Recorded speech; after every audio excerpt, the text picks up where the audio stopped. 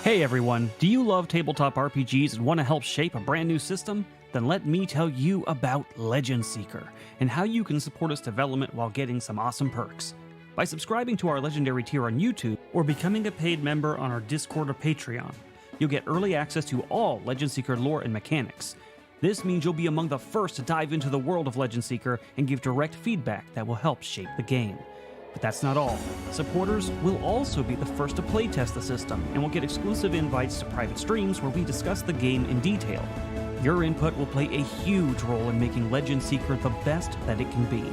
Now, for those of you who love watching our tabletop role-playing game shows, supporting Legend Seeker comes with some fun bonuses for the casts. Here's how it works. If you are a Copper or Common member on Discord or Patreon, you can give a $20 benefit to a player of your choice. Silver and Uncommon members can give 2 benefits to 2 players of your choice. If you go the YouTube route, you can give a $50 benefit to a player of your choice. And for the ultimate support, Gold and Mythic members on Discord and Patreon give a $20 benefit to 3 players of your choice. You can choose from all casts across Moonskull. Every bit of support goes directly towards making Legend Seeker a reality. It helps fund the art, writing, editing, and eventual publishing of the game. So, if you want to be a part of this journey and support our shows, join our legendary tier on YouTube or become a member on Discord or Patreon. We couldn't do it without you, and we're excited to build Legend Seeker together. Thanks for watching, and I'll see you in the game.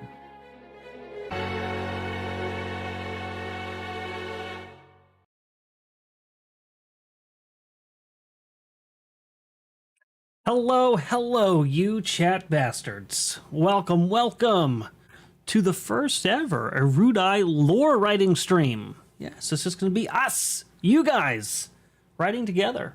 I know, I'm no wizard, and my beard isn't nearly as gray, but here I am, and we are going to write. Well, Sevs, you've never been over here before, so I had no opportunity to mod you. But let's see, what can I do for you? Well, that's going to require me to do effort. I don't know if I feel like doing effort right now. I would have to open a whole nother window. Right now, I'm just looking at you through Restream. But what are we going to be doing? We're going to be talking about lore today and writing. Specifically, if you look over to my left, wait, this way, left. That's actually probably, that's my right, but your left. You'll see the topic of the day is Tome of Threats. Tome of Threats. You know what, Brian, that's not entirely wrong. They could indeed be the same exact thing. The way you can distinguish them, though, Brian, is Sevi's chat logs to me is literally just called the Tome of Threats. This is Legend Seeker Tome of Threats. So that's how you would tell the difference. I know. It's very confusing. But what is the Tome of Threats? Well, first off, let me say hello to some folks in chat, and we'll talk a little bit about everything that Legend Seeker is and what is coming to you guys in the future. We'll say hello to Dragon Noodle Soup, who's getting a little antsy out there, wanting to be a mod. Listen, Dragon Noodle Soup, you are a mythic and a pain in my ass and a bringer of torments to everything that I do. That should make you happy. You should feel so happy. You've dropped pyramids on my people. You've released dragons. You've caused all sorts of chaos. You're the bringer of chaos. Who needs a wrench when you can do all that? These are fantasy threats. Sevi's are real. Exactly, Frost. Another distinguishing feature between Sevi's Tome of Threats and the Legend Seeker Tome of Threats. Of course, we've got Chrysanth explaining the waiting screen. Yes, I don't quite have a countdown for this channel yet and all of that stuff. So we kind of just start exactly on the dot. You get a little splash screen right before it. Nothing too fancy, but eventually we'll have some nicer stuff on here. You're right, Sevs. This is not Moonskull. That is correct. Hello, Sevs. I'm glad you're here. And of course, Brian. Hello, Brian. And Frost, my fellow author in arms. Hello. How are you? And God's bad karma's here. Oh, that can't be good. What did I do? What did God say I did this time? and Jensen. Going to sleep, but still popped in to say hello. Well, thank you, Jensen, and thank you for being a Mythic member, by the way.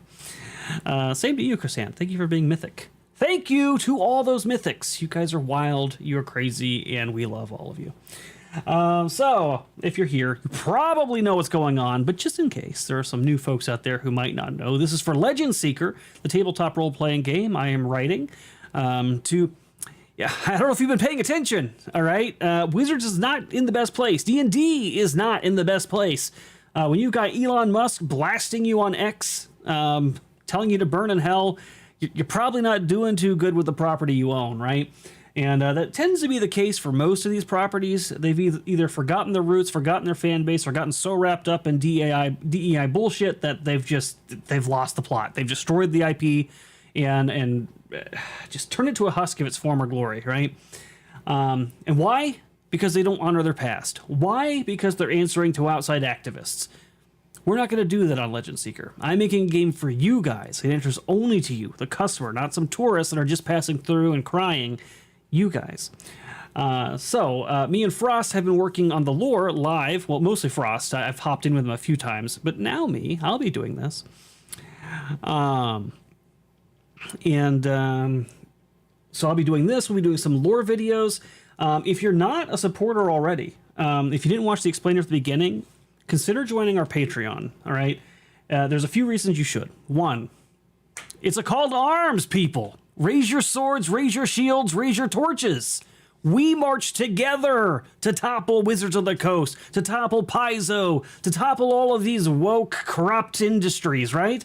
We go together, hand in hand, sword to sword. That is the first reason. The second reason that you'd want to do this is because you're supporting Legend Seeker directly, right? This money goes towards me and Frost writing the art, the lore, obviously, but also the art, also the assets, also the publishing, also the editor. All of that stuff takes time and money, and the more support we have, the more we can condense the worst part of that, which is the time, so that it's in your hands sooner.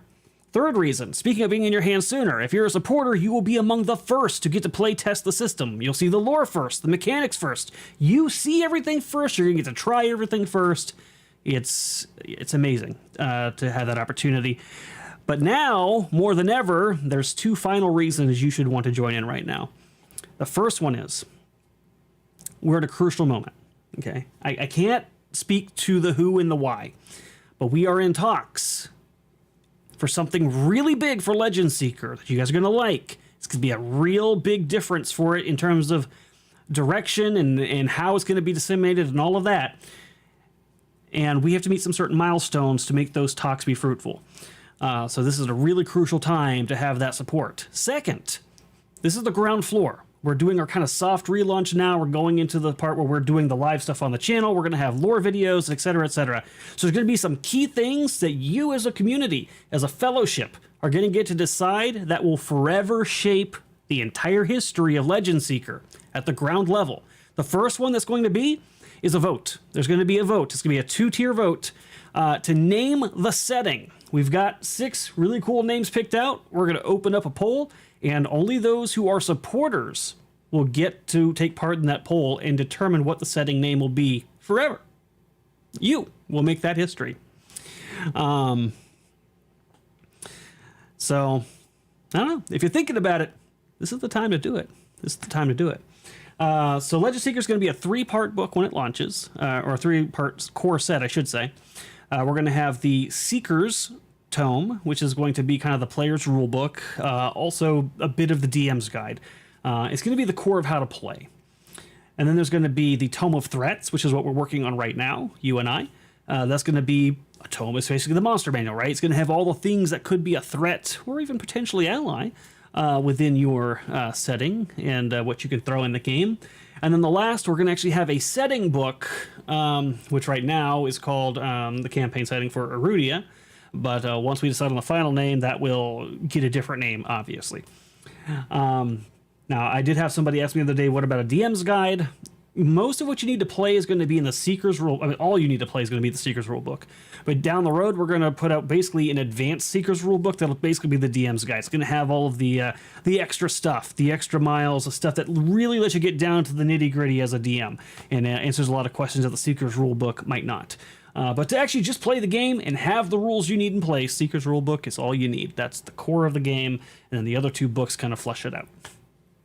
So, no, I don't. So I do use dark mode for a lot of stuff, but specifically for working in Word, I can't use dark mode. I think it looks weird. It kind of bothers me, actually. So I always use regular old white paper mode when I'm in Word, which is what you can see right here. It's a little blurred out, and we do that because we're trying to protect our IP, but you can at least see me working as we talk about it. So there you go. There you go. So we're going to be starting off working on the Tome of Threats, as I mentioned before, and that's basically the bestiary. Now, I've already written a few things in here. Let me pull up my file here, because there's a little bit of information I need to do I didn't grab right before the stream, so let me grab this. I also have coffee when I do this stream, by the way, but unlike the Wizard, there's no hot sauce in mine. It's just Death Wish coffee, and hey, we all know what that means. Oh God, you don't need sunglasses. Get the hell out of here. All right, so close this. Nope, wrong one. And Frost, if there, look, Frost, I got the blur thing to work. I did good. Aren't you proud of me? I'm proud of me. All right, I'm going to give you a little bit of a sneak preview of what I've already gotten here already. I'm going to read some of it to you. I'm not going to read the actual block of text right at this moment, but I'll tell you what I've already written in terms of the creatures. I'm kind of just going down a list. I went through and sort of made an alphabetical list of things that I wanted to get written. And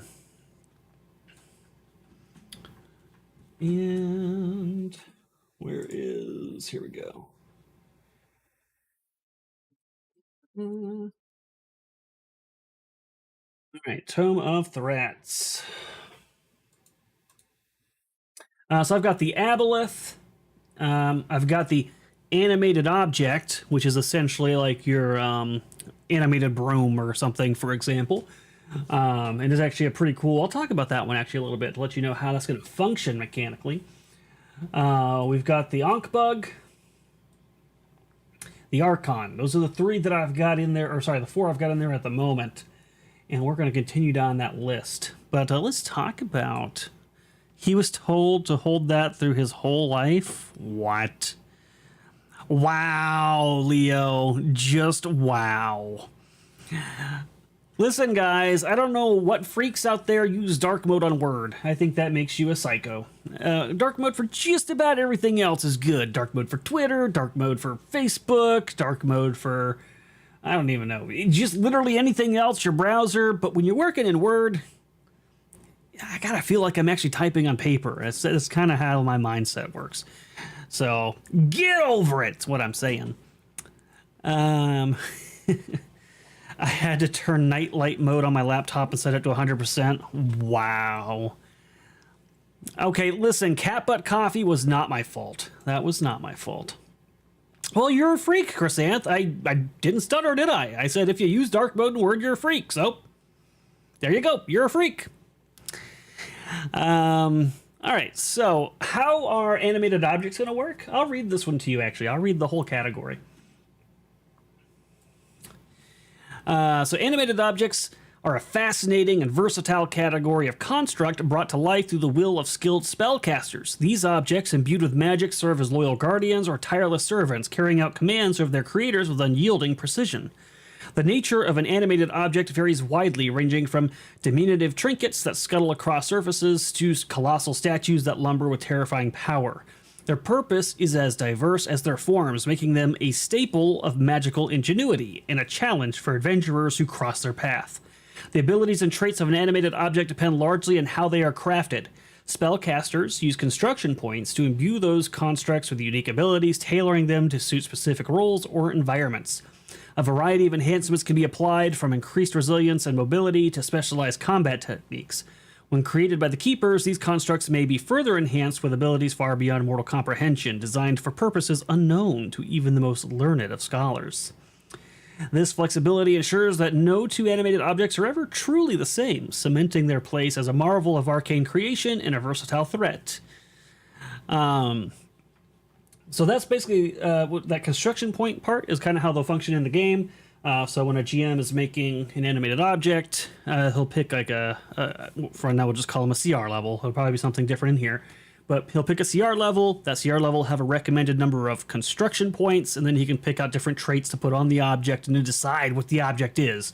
You know, if he's trying to make a broom, then it might just be like 2 construction points or something, and it literally has like the bash ability and maybe the float ability or the hover ability. You don't have word on your home. Chrysanth. I knew I should have put a software suite on your computer. I knew I should have, because you won't do it for yourself. This upsets me. This upsets me. I put all sorts of fed bugs in there, but I did not put Word. What was I thinking? But all right, so we left off on the Archon, and we are going to start. I think next we're going to go on to.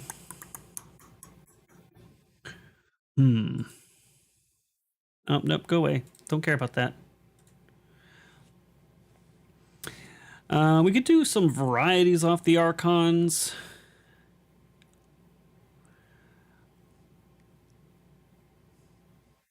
I might work on those later once I've got that a little bit more hammered down.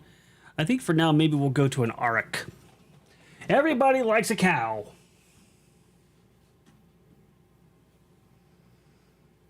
Oh, god damn it. Let me get this freaking laptop off my desk before I knock everything over. All right, there we go. All right, we're going to scroll down in the Word doc to a blank spot. I know you guys love that. You guys see all this text? Holy crap. All right, let me confirm how that looks for you guys. Beautiful. All right.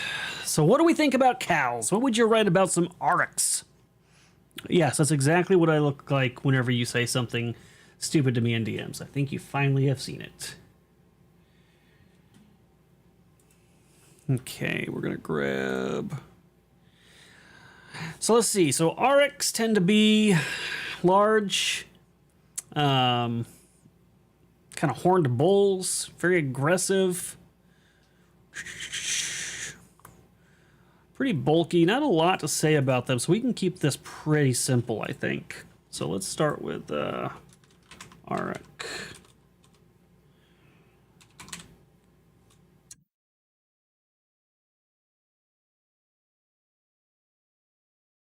Okay, I'm going to do that.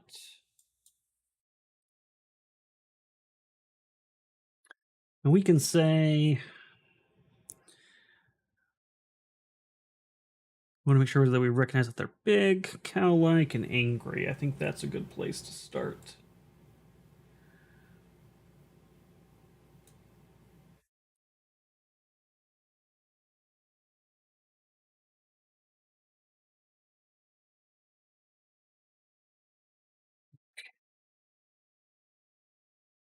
Let me look at a picture of an Auric, see if there's anything else I'd want to add besides that information.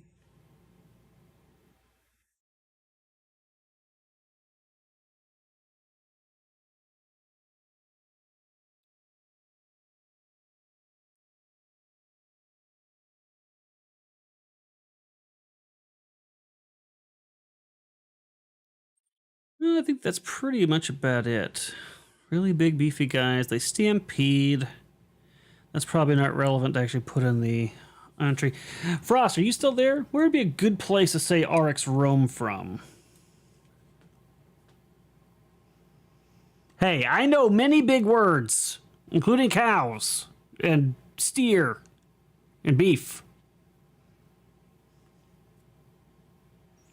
If you do magic item making, is it more about enchantment or is it more about the gathering of naturally magic materials? I haven't got that far into that aspect of the system yet.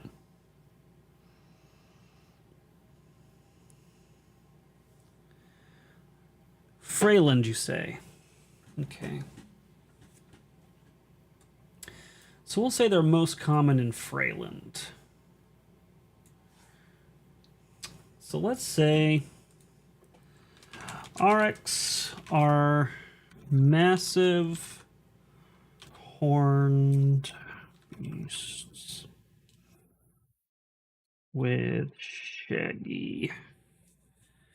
I'm also doing a 2-column style. I think Frost is doing the same thing, as that's how we plan to have the book actually be. I think I'm going to move this around just a little bit. I'm going to put this here. I'm going to move you guys over here because I like that angle just a little bit better. There are lots of planes there. You're not wrong.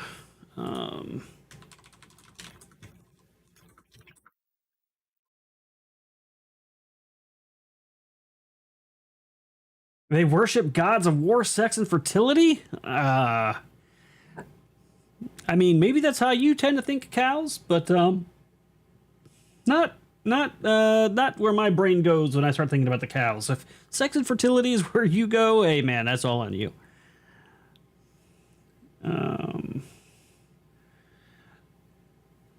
What would you consider Freyland? Would that be a region? Not like a country, right? It would be... What? Why, Chrysanth? What are you umming?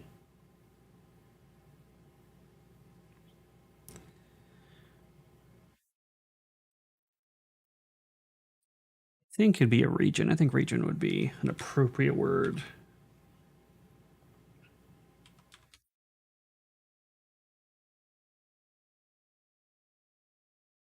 All right, let's see.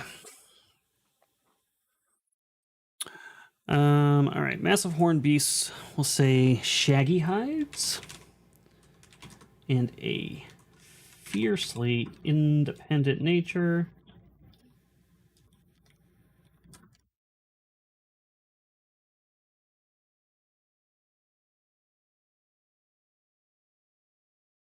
I spelled that wrong. Fix that.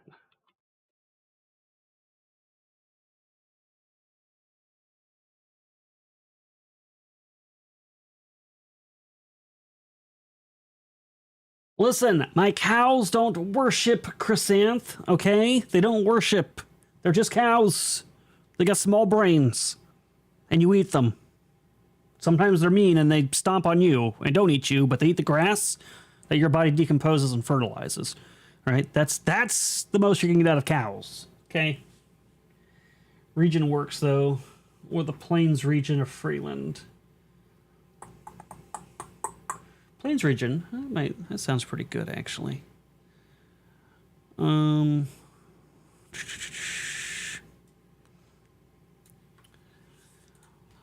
beast with shaggy hides and fiercely independent nature. Found in the...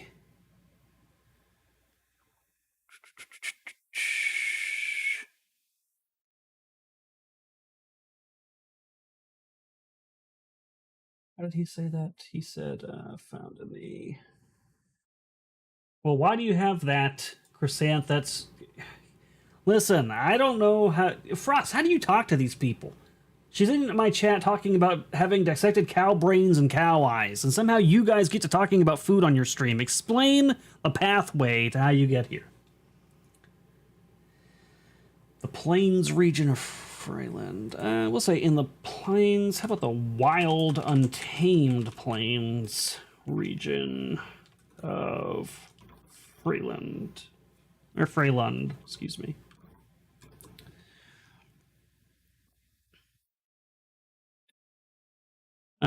These creatures are symbols of raw strength and resilience. I'm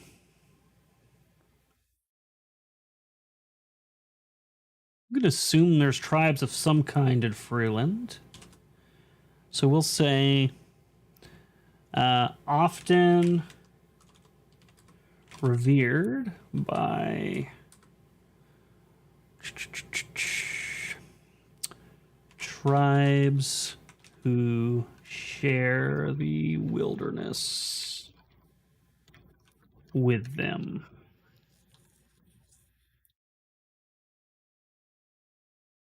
True, animals are food, I guess. Not the parts of the animal I'd probably default to eating. You know, if I'm thinking of cows, I probably want a nice steak, maybe a burger. I probably wouldn't go straight for brain and eyeballs, but Chrysanthi is weird. She is weird. She's eaten very strange things, she has told me.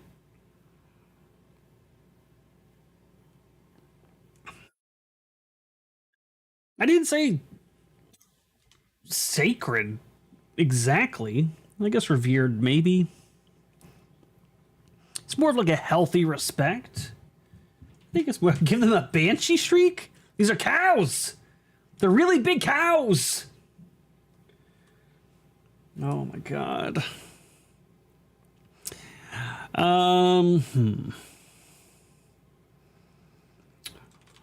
Their thick black hides and wide, sharp horns.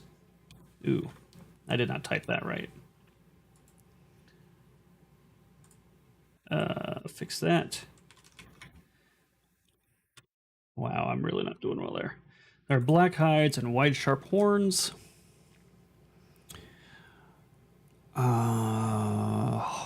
Make them both formidable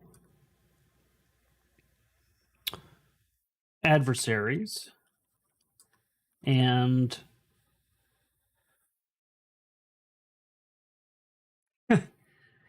yeah, yeah, I don't blame you there, Frost. I do not blame you. Okay, yes, you would hunt cows. But what do you think people did back in the day when they were tribes out there? You think they were farming? No, they were hunting. They were hunting the cows. They hunted everything they ate. Yeah. Yeah, horsemen and such, they would likely hunt them, I think. See? See? Frost knows. Ghost pepper cow brain sounds good. I don't know about that, but ghost pepper in general sounds really good. Oh man, now I'm hungry. What was I saying? Formidable adversaries and oh god, I was going somewhere with that. Coveted prices. From I guess that'd be what hunters for hunters. Um, bold enough, brave enough, brave enough to challenge them.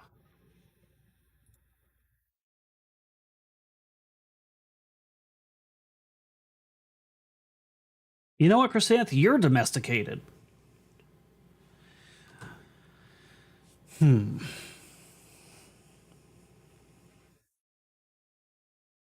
How much more can I say about Oryx?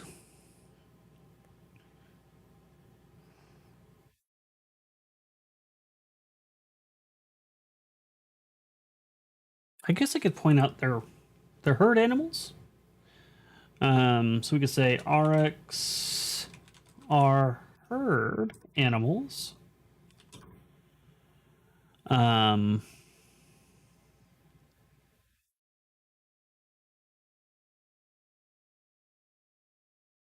Herd animals are pretty protective over their herd, so we'll say fiercely protective over their kin. Hold on, does that sound right? Arcs are herd animals, fiercely protective of their kin. Yeah, that should be fine. Oh, I'm getting a message. Who's messaging me?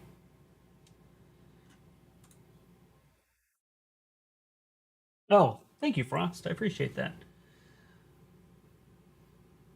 Oh yeah, that would definitely look like it's Cowtown.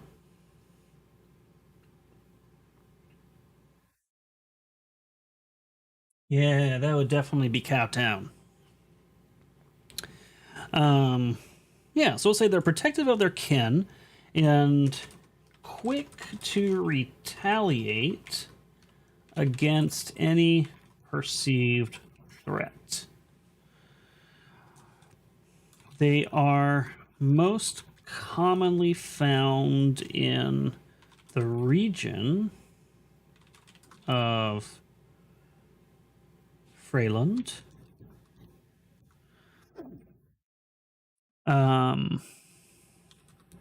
Where vast herds in fertile hold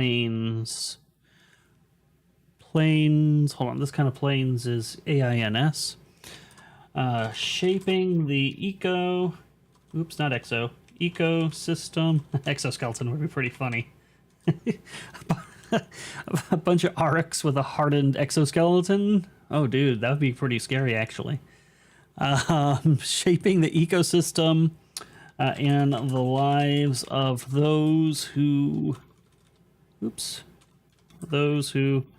dwell there.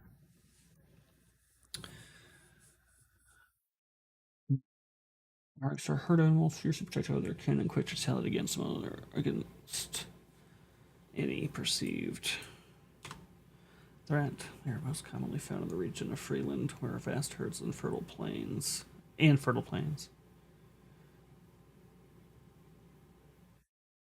Something doesn't sound right about what I just said. And Word agrees, because it's giving me blue marks.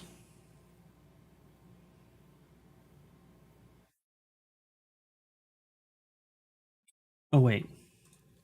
That makes sense. Rome.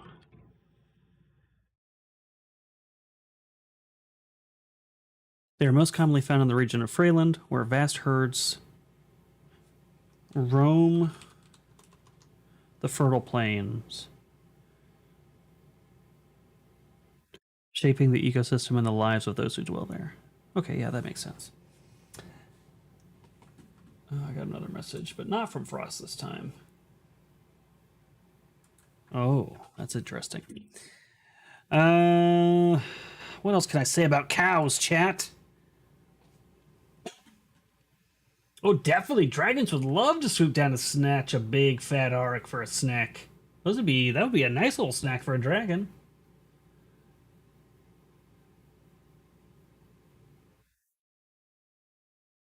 Oops, I went too far.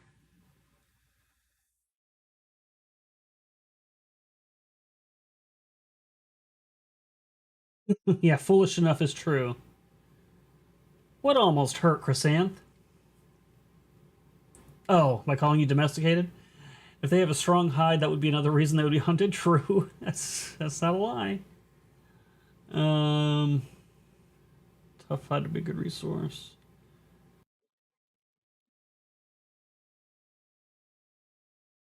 They've got a bit of a shaggy coat, I'd imagine. They seem like they'd be shaggy coated creatures. At least that's how I just described them. I said Aurochs are massive horned beasts with shaggy hides and a fiercely independent nature. Their thick black hides and wide, sharp horns make them both formidable adversaries and coveted prizes for hunters brave enough to challenge them.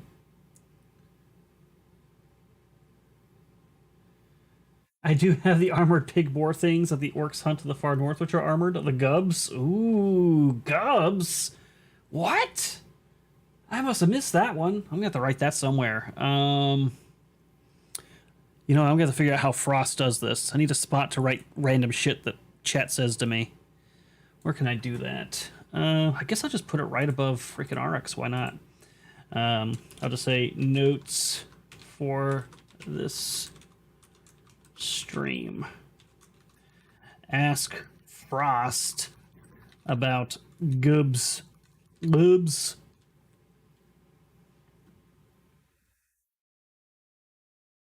Let's see.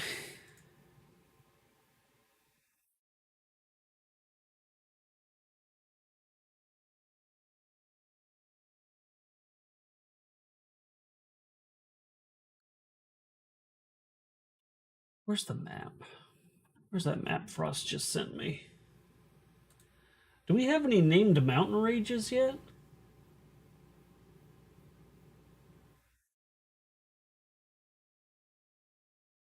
I don't know that we have.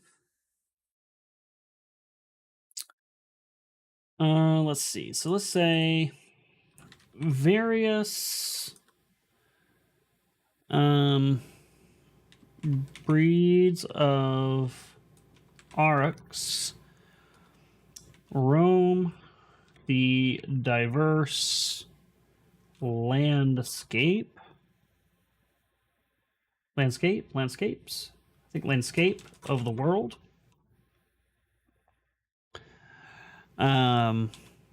From the rolling hills of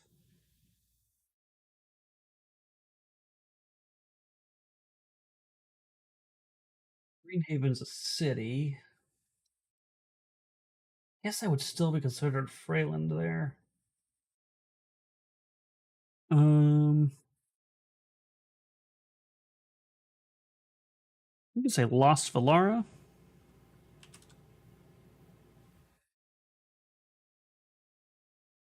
You can always change that later, but at least this just give us some nice flavor text. Rolling Hills of Lost Valara.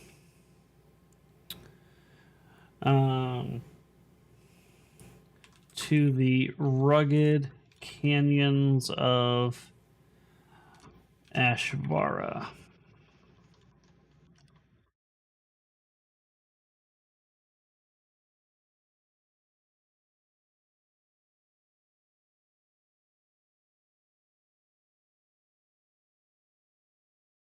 You guys go. Ooh, let me pin this. Pinned. I pinned it.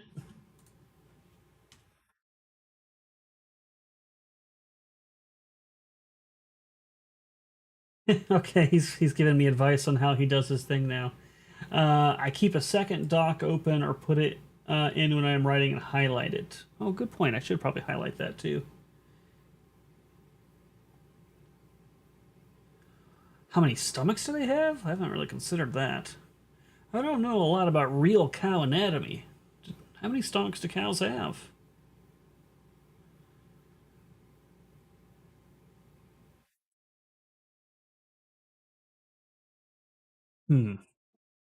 Interesting.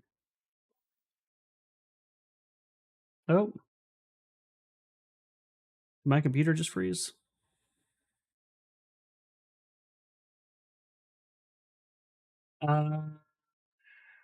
And people who are scared of herbivores the way that people are afraid of carnivores.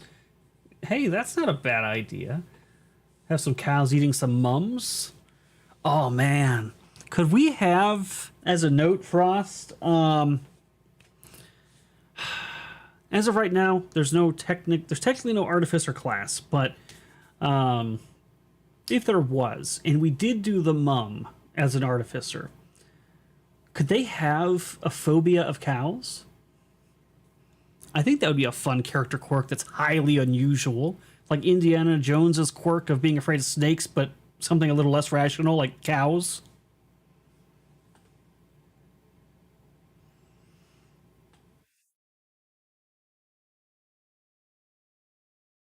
Do all cows have four stomachs? The more you know.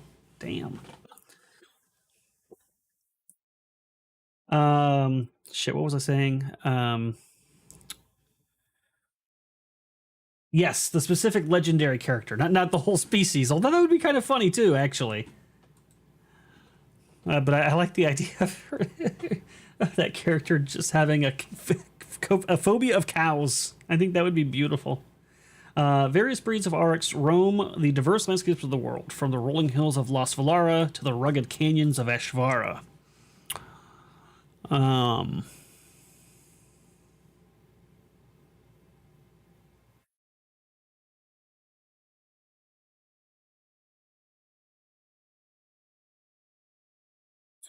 Where else could we say we find some? How about in the Azure Dunes? In the Azure Dunes, I think that's actually the wrong name. I think we decided on something else, but I'll put that for now until Frost corrects me. We'll say in the Azure Dunes, a unique breed has adapted to the arid climate, sporting a lighter coat. Actually, no, that's wrong. That's wrong. I don't know what the word is. Wrong tense. It should be sporting, not sporting a. It should be sporting lighter coats. And what would be something unique about a cow that lives out in the desert?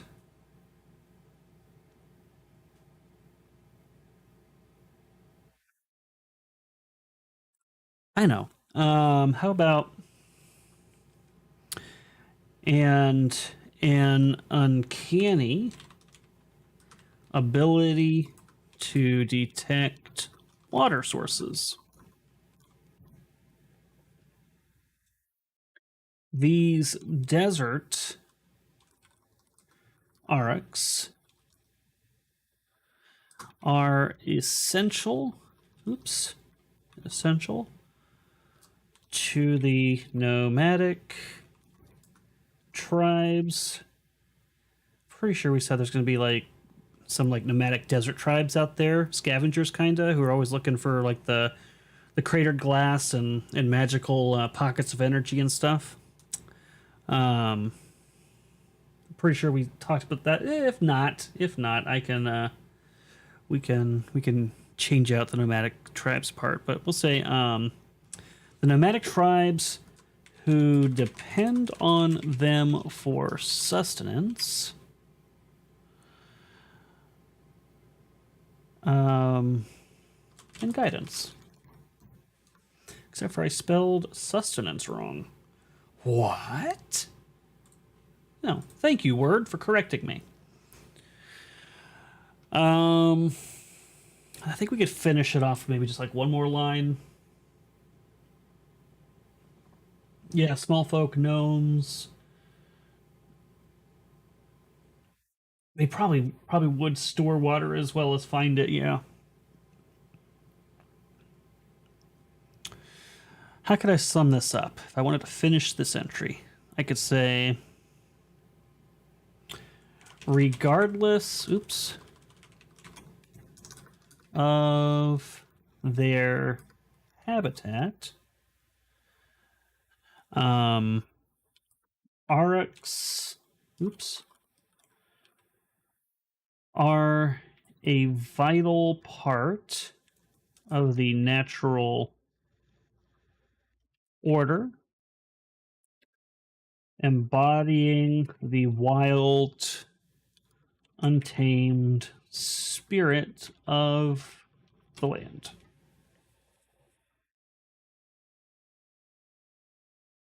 Look at this entry as a whole. Let's see if I like it. Aurochs are massive horned beasts with shaggy hides and a fiercely independent nature found in the wild, untamed plains region of Freyland. These creatures are symbols of raw strength and resilience.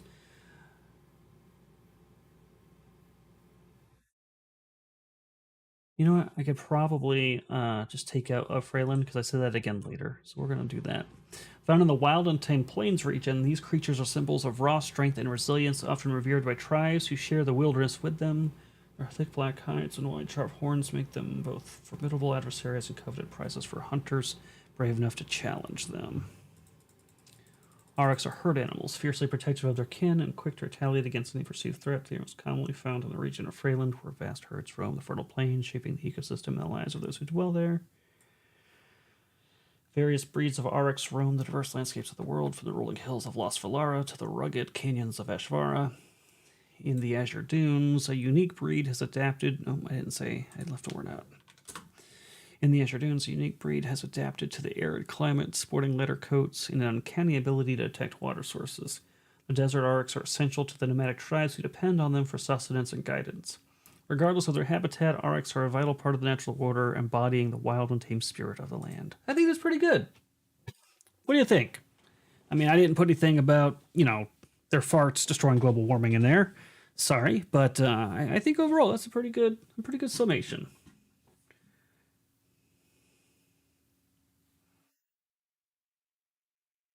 Water sniffers. Pretty much. They're water sniffers.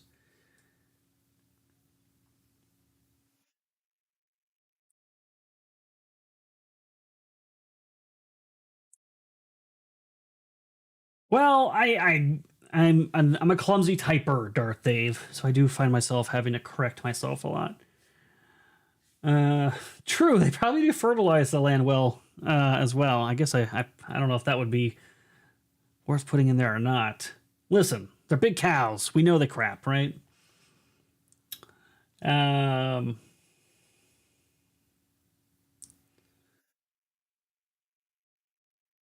Plant food.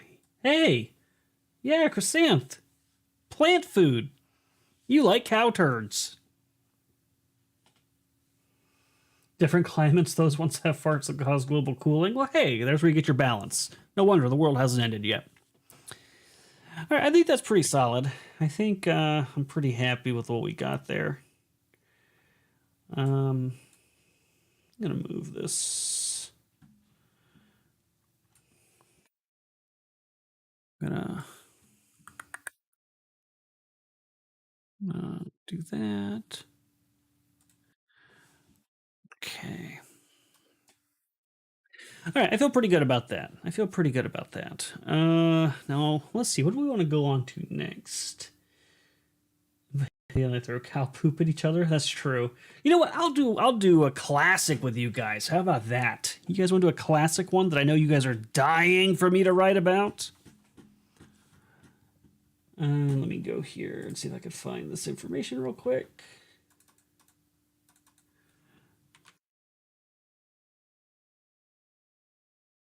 I can't remember if I made this 2 words or 1 word. I think it was 1 word. Ah, yes. Here we go. I found it. I found it. I found it.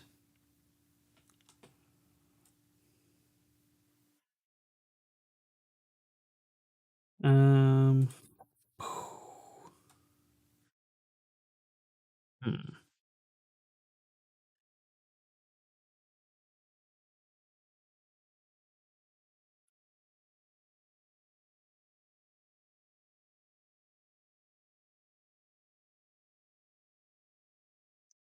Let's do the Rudy Poo. Gotta love the Rudy Poo. All right, I got a whole shit ton of information, but we're gonna consolidate it because the idea for the Tome of Threats. So when I put the entries out for you guys and I put them in either Discord or Patreon, whichever one you might be supporting, you're getting like the expanded, full, in-depth version of it. The actual Tome of Threats will have a more consolidated version that won't have all the minute details. It'll be what you need to play, and then the stats will do the rest for you.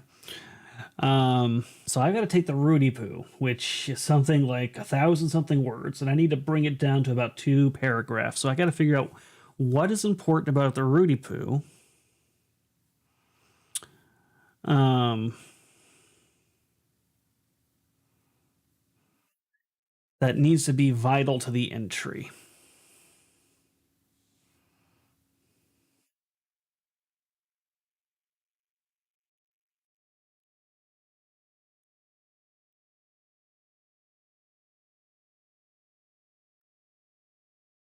Let's see.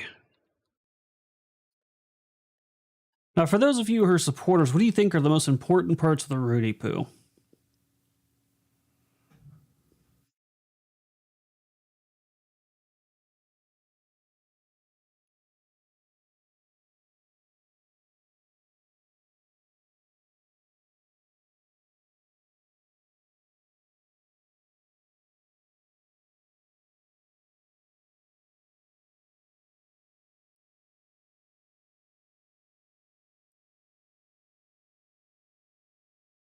Let's see.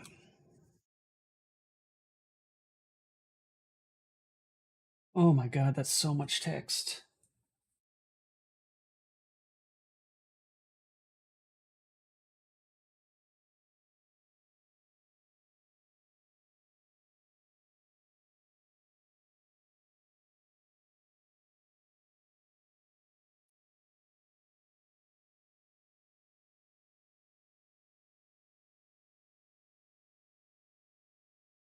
See what you guys think.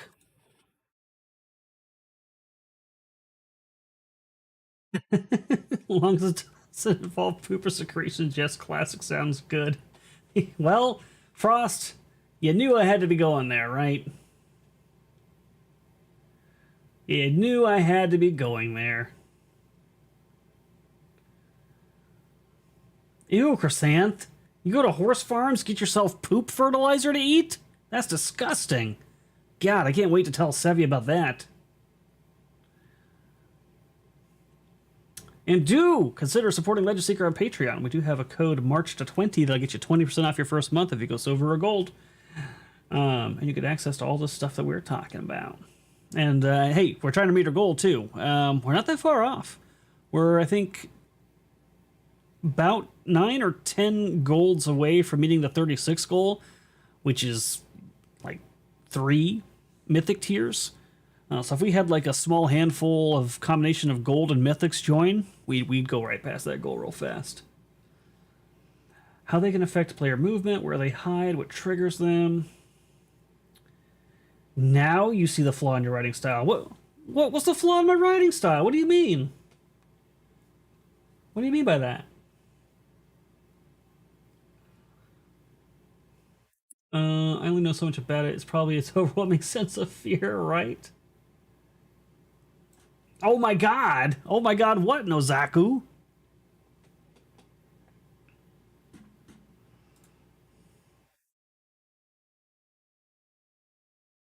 What triggers them would be good since they're so skittish in general? Okay, that makes sense. Alright, let's see. So I guess I should start by probably doing the base description of them, right? So let's go Rudy Poo. Rudy Poos are small, skittish creatures. Oh, I probably should put a high comma there. That thrive in dark and damp places. Not places. Let's say environments. Found in dense forests, shadowy ruins, and cavernous undergrowths.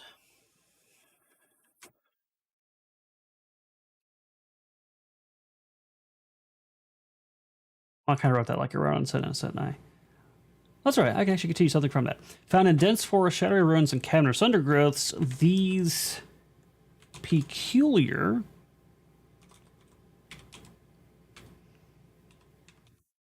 creatures prefer locations where they're... Wait. I have a 4E except after... Okay. They're timid nature can be somewhat concealed. So that gives us an idea of where they're found and also leads us, kind of hints at their nature. Oh god, I really gotta watch the Butterfingers here.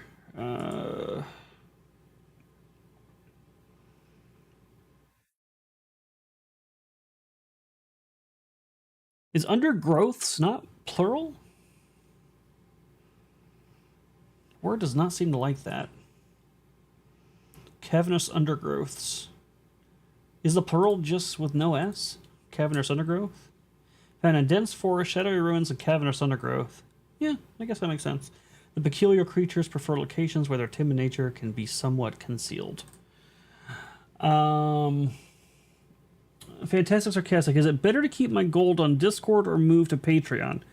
I mean, it's really prefers it's what you want, Fantastic. I will say I think the Patreon is better organized. There's a tagging system and collections and things like that. So when you want to hop around and find stuff, it's a lot easier than on Discord. And there will be one added thing on on Patreon that you can't get on Discord as a gold member, and there's going to be some videos. There'll be some videos that'll be on there. That's the only real difference, though. And it's not going to be like a ton of videos, but it is like a little something extra. So it's just about what is, your preference, which platform you prefer to use. It's just Undergrowth? Okay. Oops, let me go back.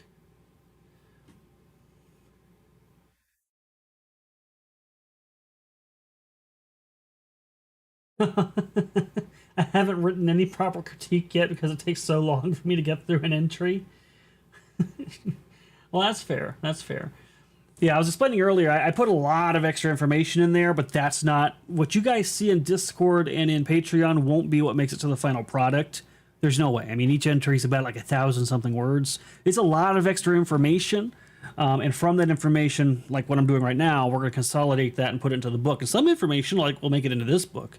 And then bits and parts that are in the Patreon might end up making it into other books at other points. Maybe it's part of adventure, or part of that entry comes out, like some of the myth and lore sections, for example. Those won't be included in the book. That's just extra information to give you examples of these creatures and like famous ones out there. And those famous ones might show up in other adventures, right? So you're kind of getting a lot of extra information, which is kind of cool. You're going to know more than the book actually tells you whenever it comes time for you to actually play the game. You'll have the extra inside information. How big are they? Dog-sized or more like large ferrets? I would say they're like... They'd be dog-sized, but not like big dog-sized. Like... Maybe like a... American Bulldog size-ish, maybe smaller than that even. Probably closer to maybe like a beagle, maybe like beagle sized. I think that would be about right. Moist, not damp. You prefer the word moist, Nozaku? I have to be careful. There's people who are triggered by the word moist, I don't want to trigger people. The Erudi Poo is like the squonk from American folklore. It's a hideous creature that cries and runs away from people because it's ugly. If you can get away from people, it'll cry until it turns. It is a pretty hideous monster. That's not a false statement.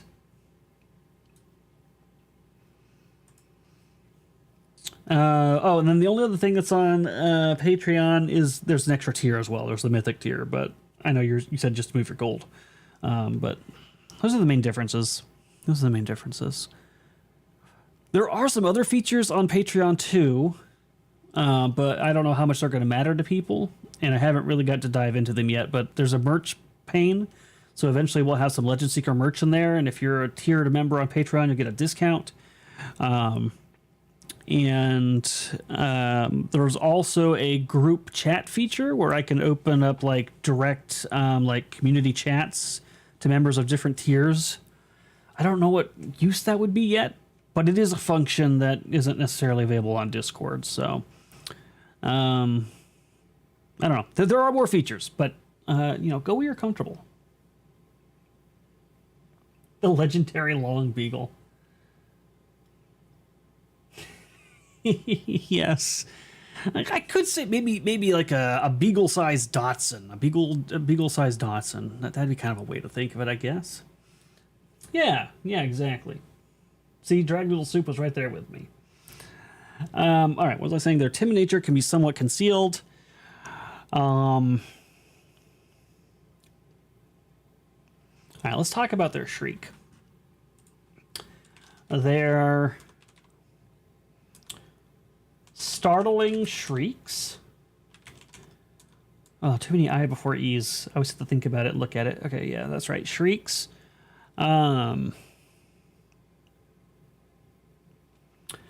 Often echo eerily.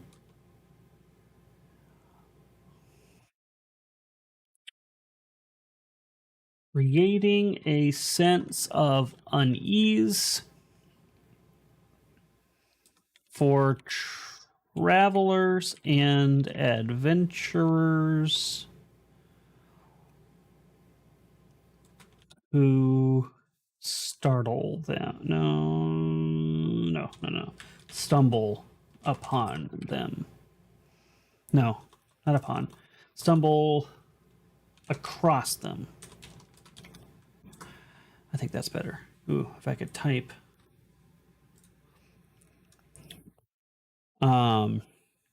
Though non-aggressive, so we'll establish that these things are definitely cowards. Though non-aggressive, their presence... Oh, God, why can't I spell? Oh, autocorrect, thank you. Oh, God, I had a thought where I was going with that. Their presence...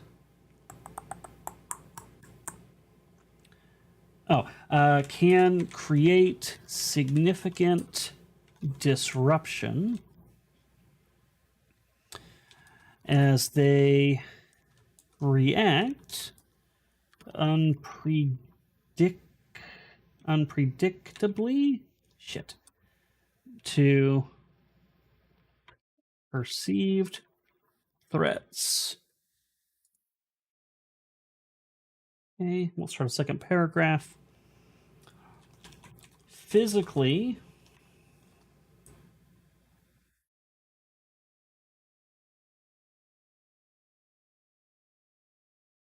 Rudy Poos resemble a blend of a naked mole rat. Oops, resemble? Oh, damn, I really butchered all those words. Blend of a naked mole rat. Oh, fuck, what did I say they were? I said they were a naked mole rat and frog with a hairless body, mottled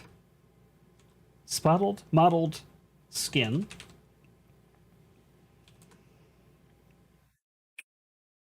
and powerful legs for leaping. Jumping? Leaping.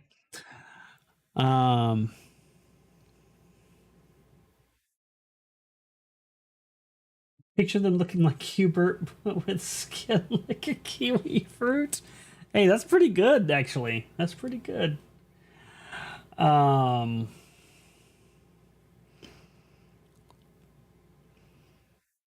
When frightened, this is where we get to the good stuff, right? So we've established that they are non-aggressive cowards and that they look like freaks. Now we're going to say what they do when they get frightened, right? When they get frightened, they release a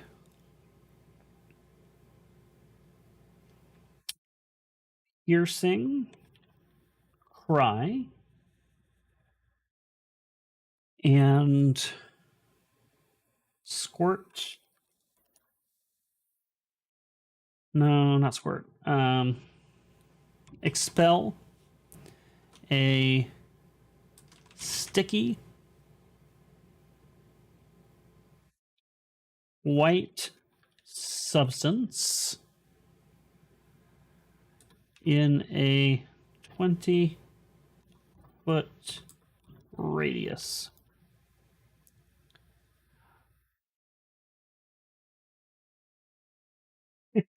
Spottled? That's gotta be a word. Hold on. Before I go any further, we're gonna look up spottled. You bunch of Chad bastards. Let me see.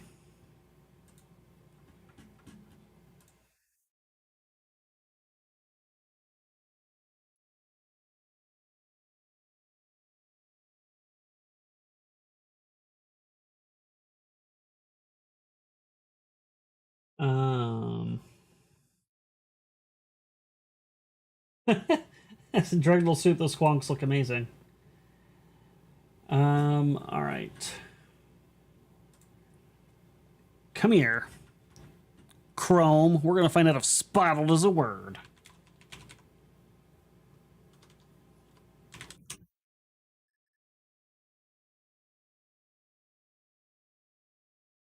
Spottled. Having or marked with spots or patches of a different color or texture. Boom! Spottled is real. It wasn't the right word, but it's real. That's what matters. All right, 20-foot radius. All right, let's describe the secretion. This secretion, because I know you guys really want to know, right? Slows. Oh shit! Damn it! Why'd that freeze like that? My computer really doesn't like something going on here. What's taking up my space?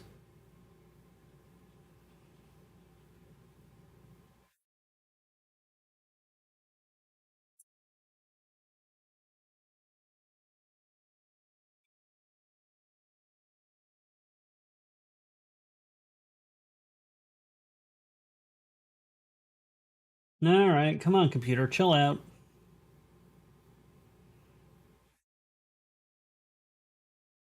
Man, it really doesn't like something. I gotta figure out what it is.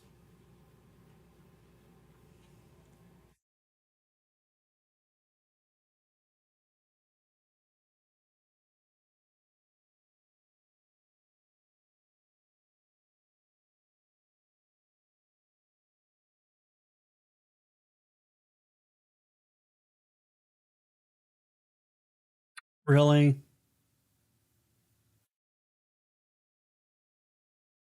Well, I don't know if I'm live right now, chat, because my computer just froze. We're gonna give it a second and see what happens.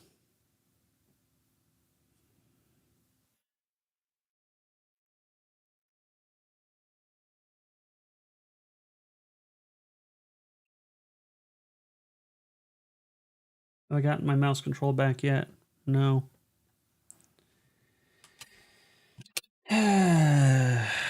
A message. Let's see how I'm looking.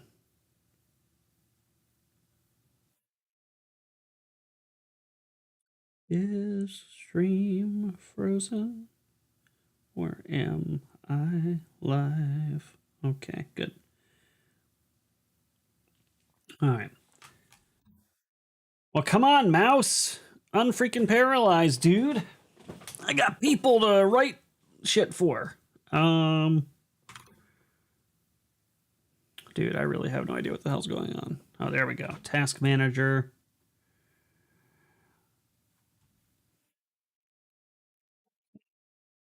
There we go. Got mouse control back.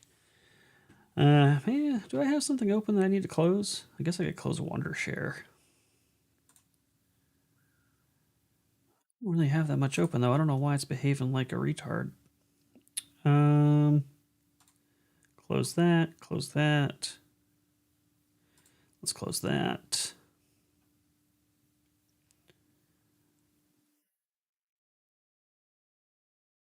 Oh, Wondershare's not closing.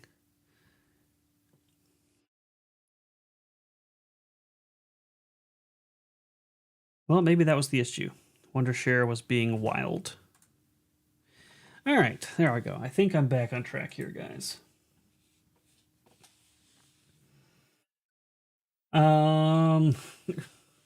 No, I'm not one of his thralls. What the hell?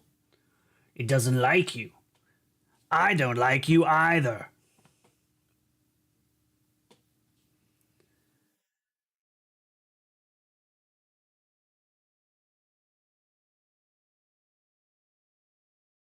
(1830s). Did I say something about the 1830s? Oh, the words from the 1830s? That's probably true. All right. So what was I saying? This secretion, chat, slows. Oh God, I lost track of what I was trying to say. Slows movement and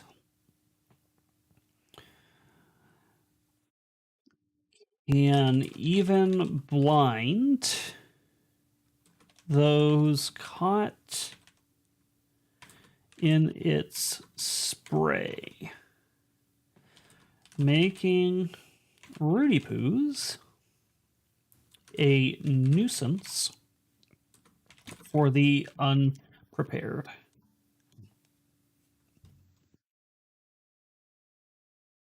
Despite their skittishness. Yeah, skittishness. They play a vital role in the ecosystem. Wait. No, that's wrong tense too, right? They play. It should be vital roles in their ecosystems as scavengers. Um, breaking. Oops, that's not how you spell breaking. Breaking down organic material and returning nutrients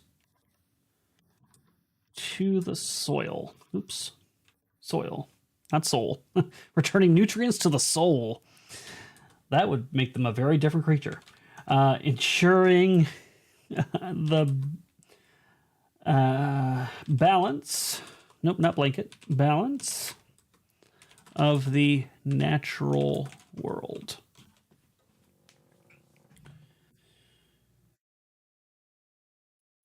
That's not a right word either. Resample? Let's try it. Resemble.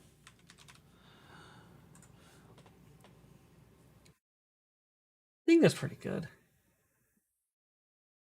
Exactly, Dragon Noodle Soup. It's not the Rudy Poo you got to worry about.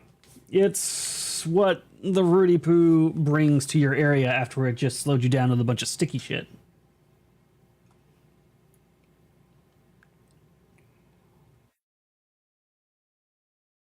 We could make a haughty noble woman named Secretia. I think that would be fantastic.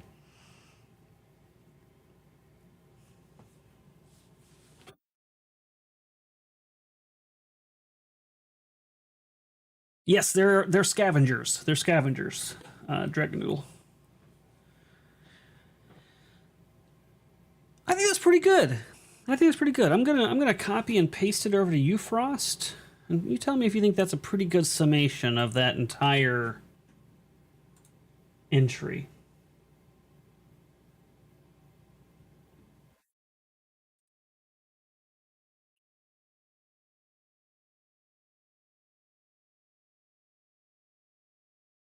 I think that's a pretty good summation, to be honest. Because I managed to capture basically everything. I got their origins and habitats. I condensed that down a lot. Physiology.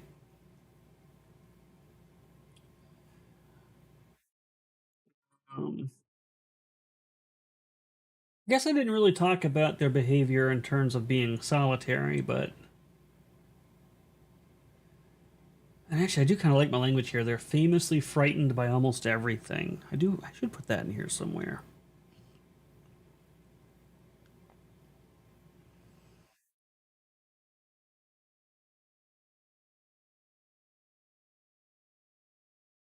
I'll add. Um, they are famously frightened by almost anything.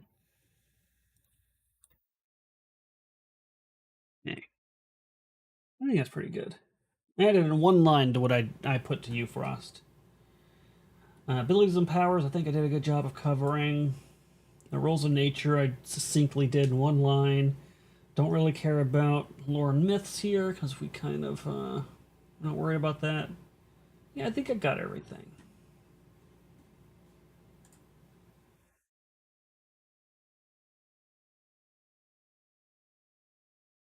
So we'll add. They are famously frightened by almost anything to the version I just sent to Frost.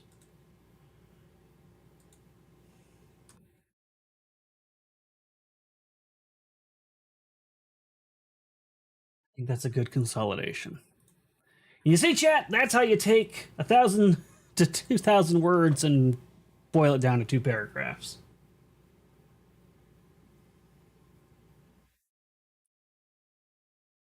Well, a lot of things would likely avoid it. The implication here is that there is one thing that doesn't.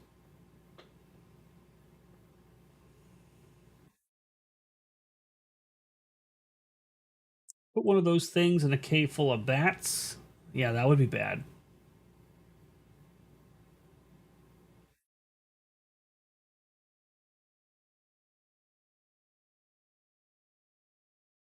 Yeah, I think they're famously frightened by almost anything is a really good sentence to describe these things.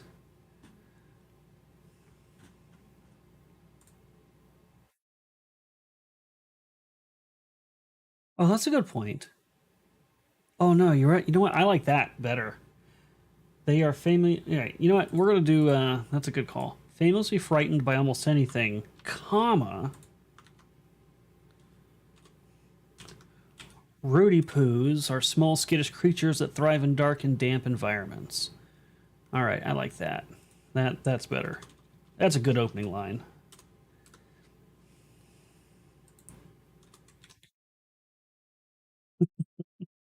Oh, the Rudi poo! I can't wait to use those in some published adventures.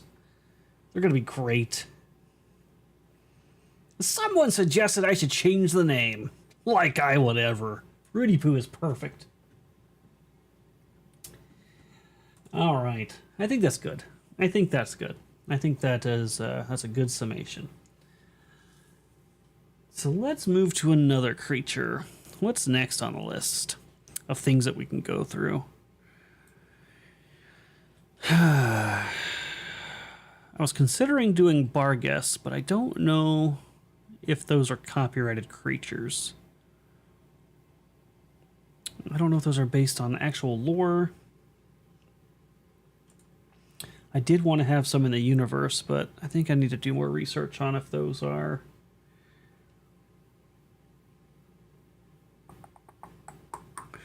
Yeah, I'll do more research on Barghest later. I think those might be okay, but just in case, we won't throw those in yet. I guess we could do. Let's do a Legend Seeker version of a Basilisk. Oh god, how do you spell Basilisk? It's Basil. It's Basilisk, right? Basilisk, Basilisk. One L or two L's? I think it's just one L. Basilisk. Yeah, it looks right.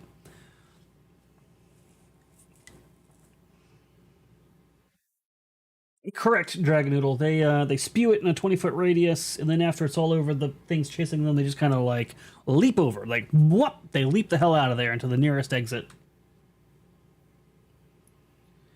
Barghests are English or Saxon folklore creatures. I can't remember. They are goblinoid. I know goblins in general are open for anybody to use, but some things are like D&D specific, so I gotta be careful. Gotta be careful about them. But I think we could work with Basilisk, right? And then we'll look at Barghest after that.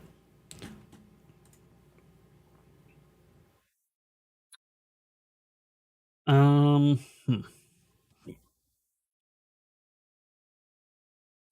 And I haven't already done an entry on basilisks, so I don't need to condense anything. I just need to kind of come up with something. I don't think there's anything. There's not really a lot of need to rock the boat on basilisks.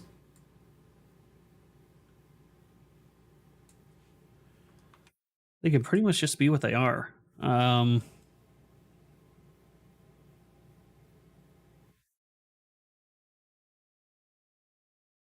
Yeah, I don't think there's anything.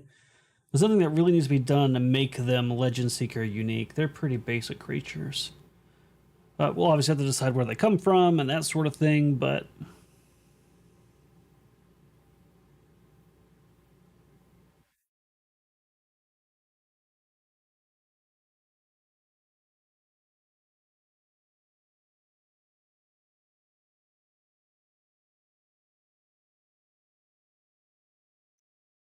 they're not particularly intelligent. There's no reason to throw them in as like any sort of like connection to anything.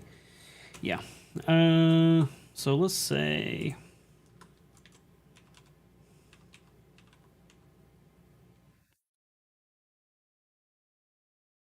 Oops. That's not what I meant to do.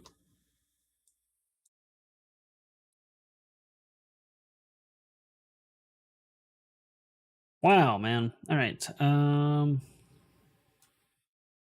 Basilisks. Okay.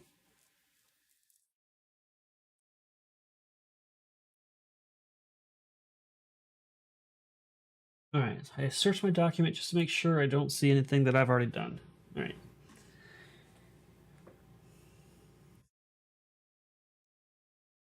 Yeah, they're kind of like mythical humanoid dog things. They're like werewolves without being werewolves, and they're technically goblins in 5e. I don't know if they're technically goblins in every other lore, but right, yeah, they leap out of the way, Dragonal Soup. So they everywhere, and then they boom right over their heads because they got powerful hind legs, right? So they can leap out of danger. And so why their foe is like getting the muck out of their eyes, and it's like stuck to the ground. It can barely move. It's just woo right over their heads, out of reach, presumably.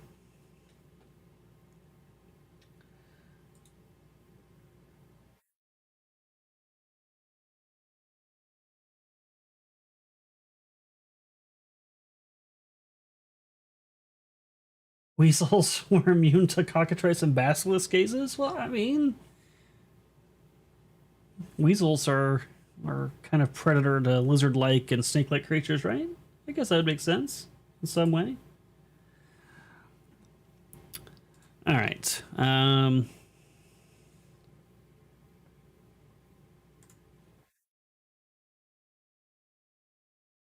What can we say about basilisks?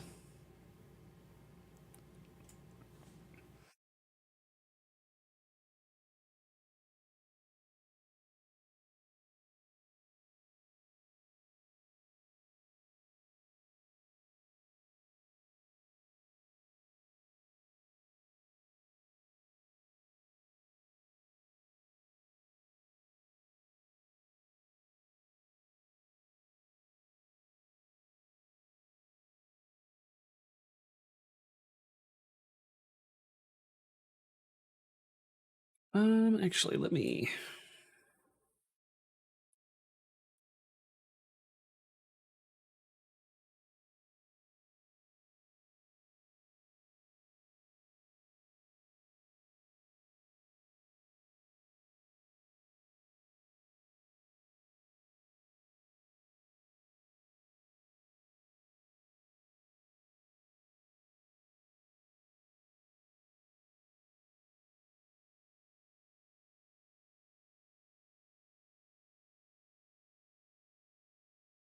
Another word for hellhound?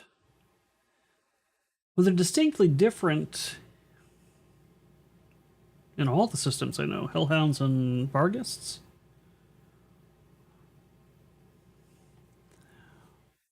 Well, Riddipoos are they're solitary creatures, so it's unlikely you'd startle two at the same time.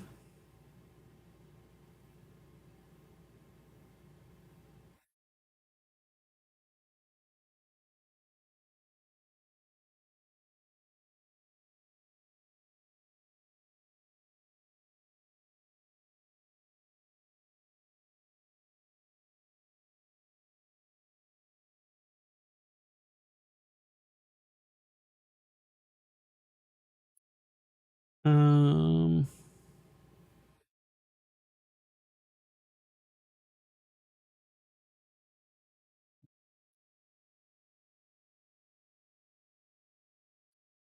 all right, how would we describe a basilisk? The basilisk is squat. It's a reptilian monster with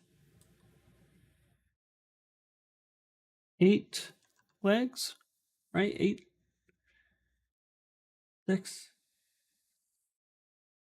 think I like 8 legs. 8 legs. Um,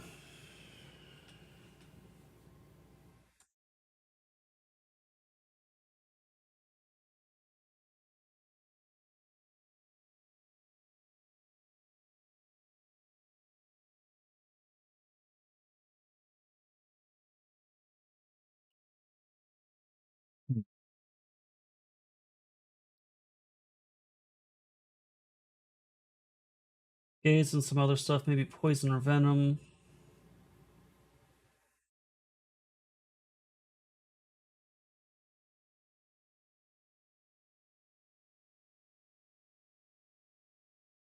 I mean, to be honest with you, Dragon Noodle Soup, so they're solitary creatures. If two of them ran into each other, they probably would startle each other, get goop on each other, and get stuck in each other's gunk, and that would be hilarious.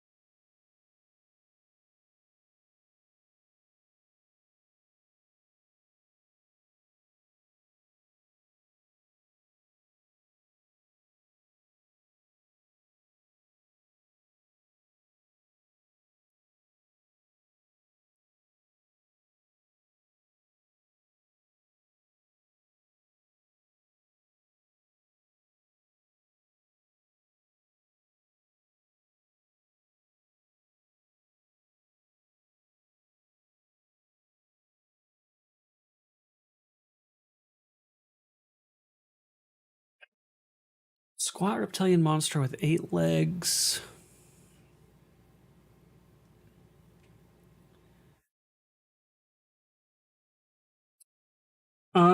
This is snake. When I get to chicken, that'll be cockatrice. I'm just gonna go cockatrice on the chicken side. So this is going to be a serpentine basilisk.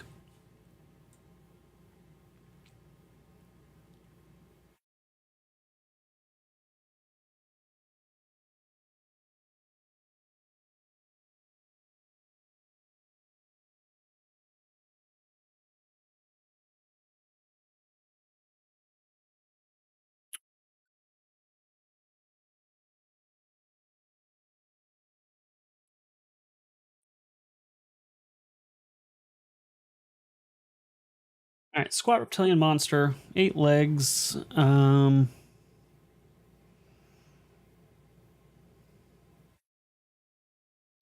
I don't like that start. I don't like that start. Let's go. The basilisk is a terrifying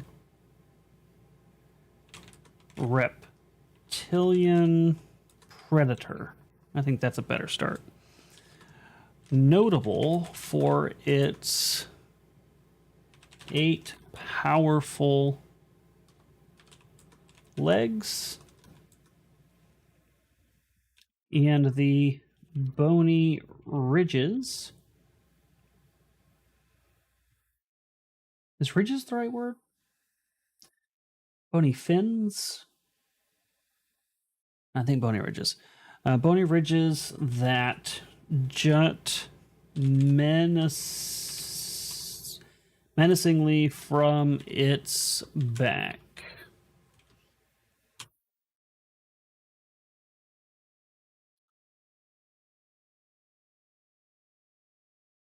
Period.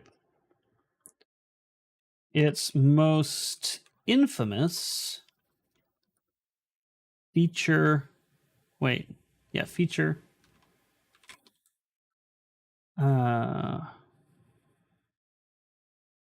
However, is oh no, its pale green eyes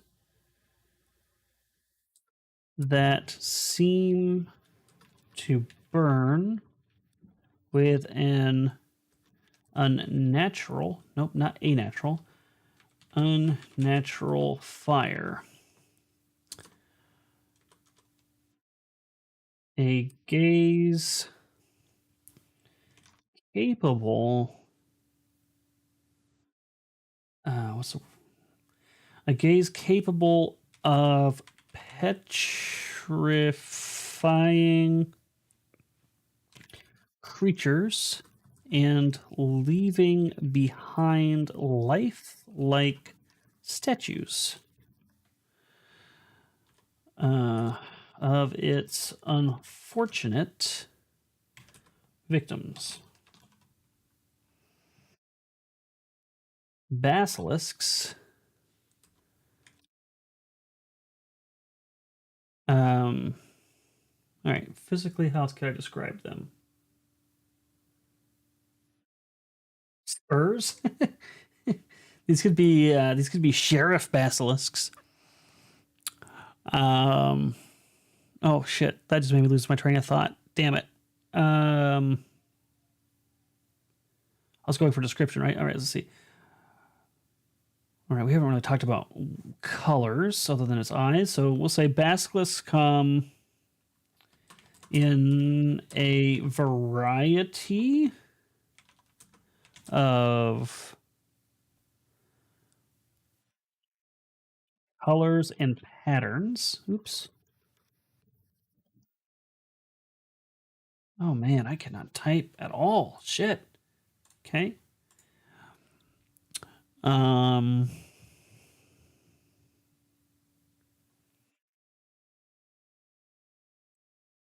do I finish that thought?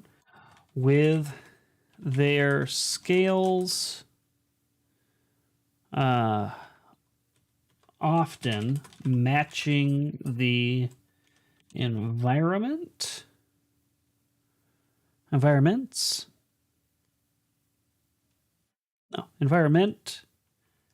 they inhabit.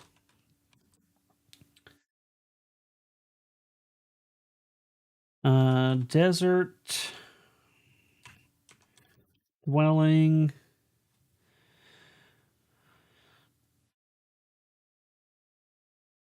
basilisks and what's going on? God, how many times does he go live in a night?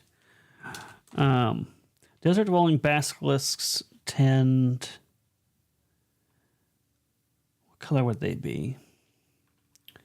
To have tan or sandy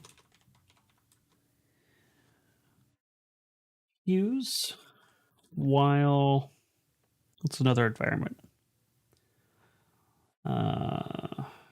Probably forest variants may display vivid greens.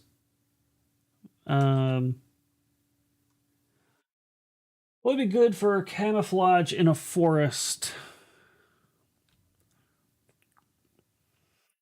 Trees cast shadows, so probably like while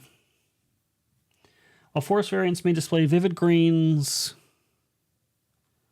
or shadowy tones to aid in their ambush tactics. Okay. That's a pretty good description, although I think I did it's wrong every single time. So let me fix that, since apparently that should not have an apostrophe.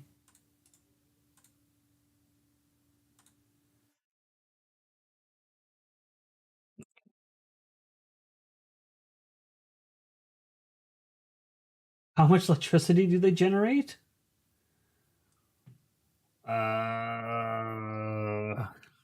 I don't think basilisks generate electricity. I mean, I guess they're not real. In our universe, they could, I guess, but that would be really in keeping with like the lore they're kind of based on. How many eggs do they lay? Oh man, dragon soup. I don't know. I don't know if I would put that in here. Oh god damn it! I spelt that wrong too.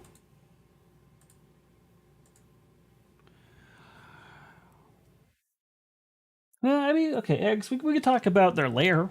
The basilisk.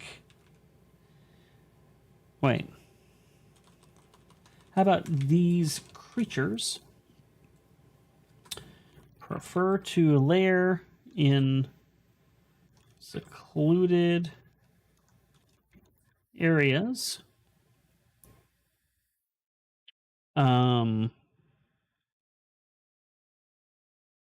such as caves. It's another word for like a secluded underground area. Caves, tunnels? No, not tunnels. Burrows. Burrows. Or probably like ruins.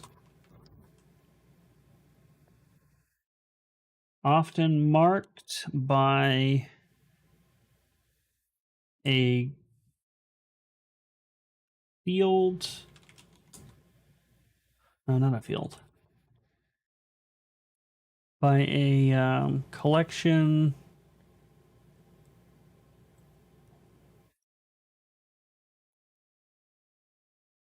What would you call a whole bunch of statued creatures? Gallery. Gallery is a good descriptive word. Ruins often marked by a gallery of petrified remains, because technically they are remains.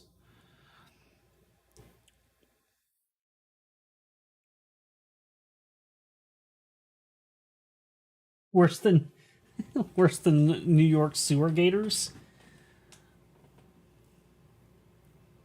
Describe their mating call and give an impression. I think it would be something like I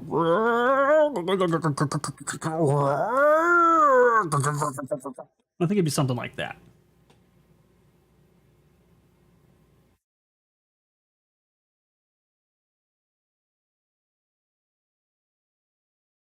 Some lizard types, the young ones have bright colors in their tails they lose as they get older. Ice basilisk, that is a pretty hardcore name.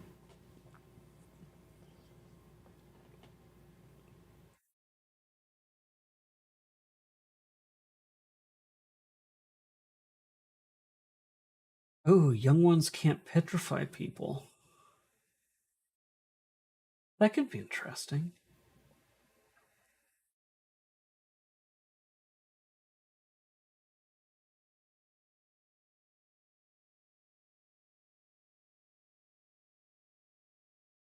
God damn it.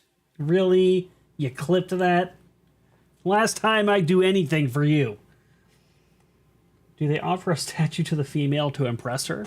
They probably turn the female into a statue so she can't get away, bring her back to the lair, which is conveniently far away from where she naturally lives, so that when he unpetrifies her, she doesn't know how to get back home. It's a toxic relationship for those basilisks. Often marked by a gallery of petrified remains. um,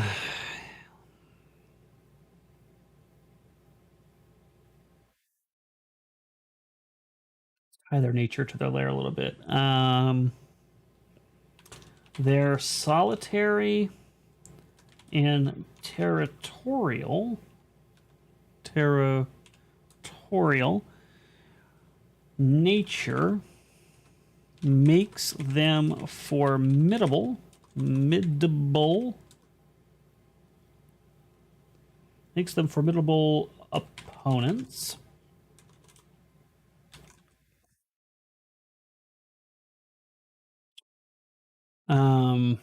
Because no, as they defend their hunting grounds with ferocity.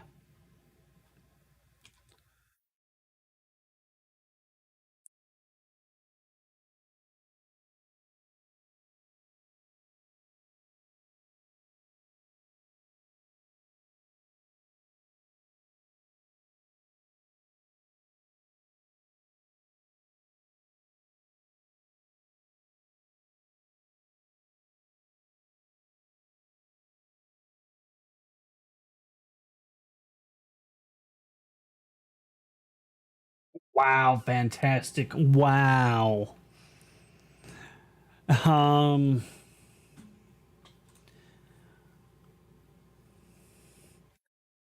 Okay. While their gaze is their most feared weapon, Um, Basilisks are also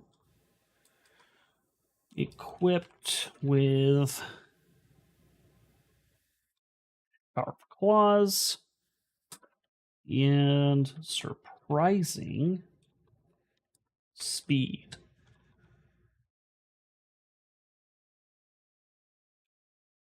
Making them a challenge for even the most, not the moist, the most, a challenge for even even the most moist adventurer. Oh God. Seasoned adventurer. Oh, I cracked myself up. Or, well, adventurer, period.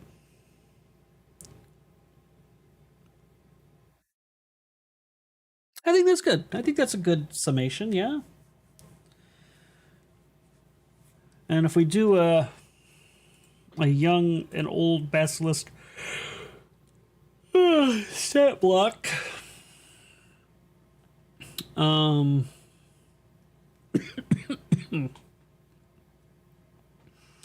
we can include the extra detail.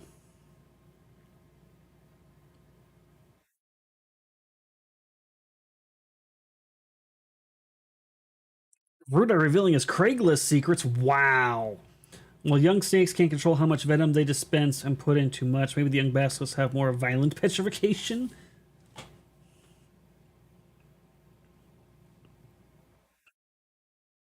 Well, it could just be some sweaty teen holding a bastard sword. That might be a new entry that I put in here. Sweaty teen with a bastard sword. You know what? We'll just call it Moist Adventures. Why even add the sweaty teen? Moist Adventures. They're all equipped with bastard swords that they drop frequently on a natural one.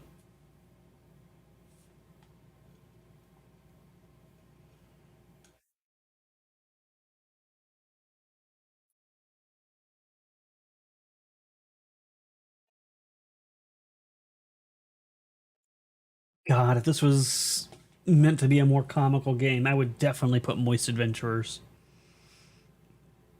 And I think that's pretty good. So we got basilisks now.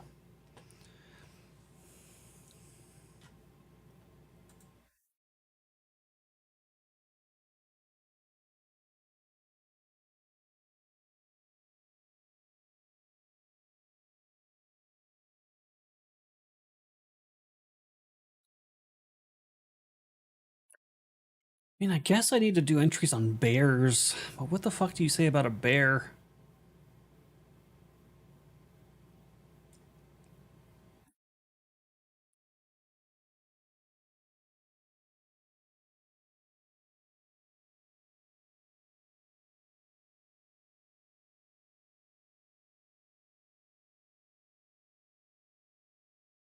Hmm. Bears and Legend Seeker. There's really nothing unique about them.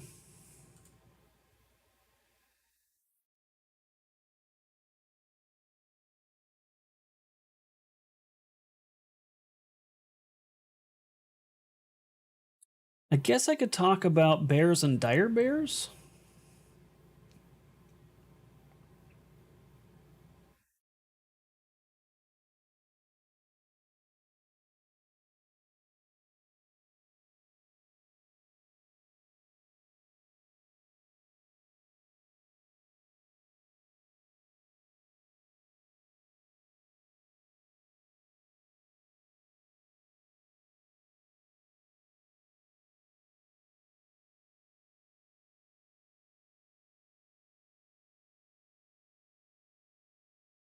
I don't think I've done anything yet for dire bears.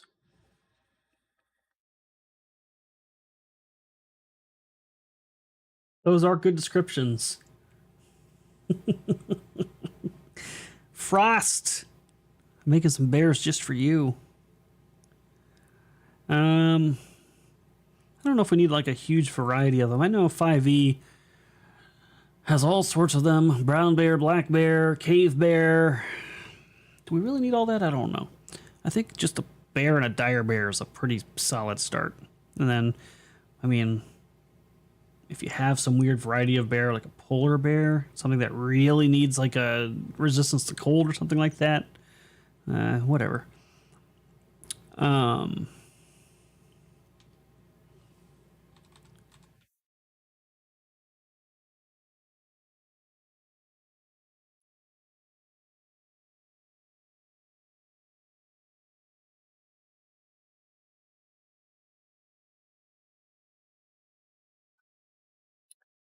where could we find bears?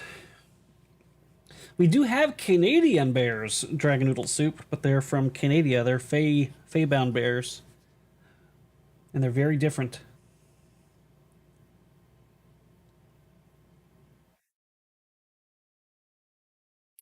Well, there is, yeah, but that it's a Fey beast, and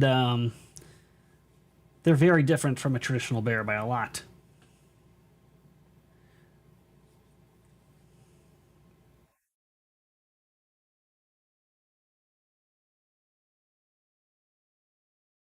I just don't know if I want to put like 4 entries for bears in this book. All right, let's see. I mean, bears could basically be found anywhere on this map. Yeah, Frost.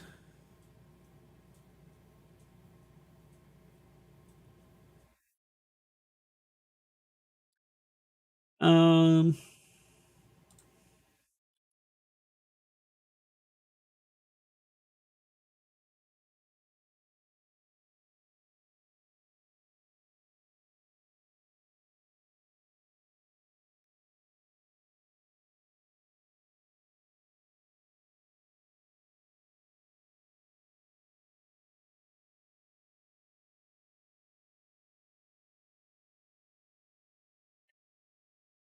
okay.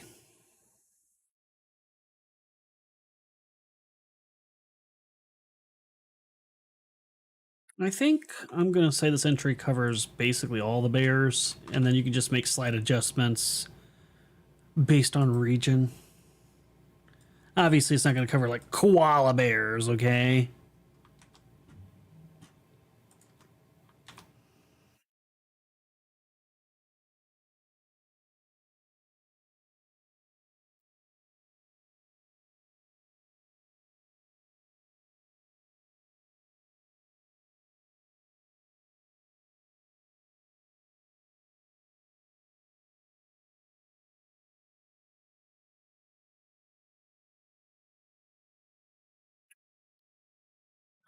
This will probably be our last entry for the night.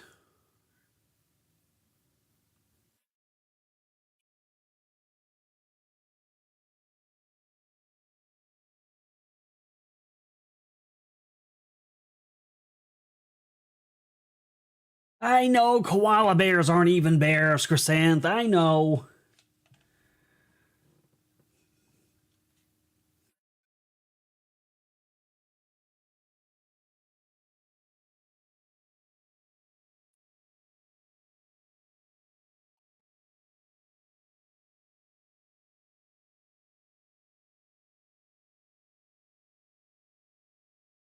Are red pandas technically bears?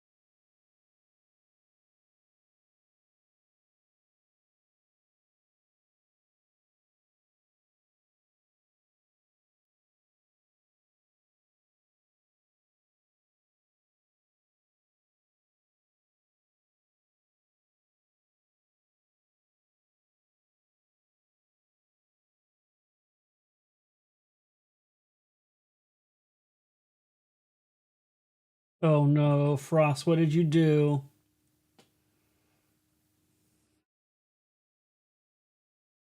Oh no. You've upset The queen shirt chrysanth.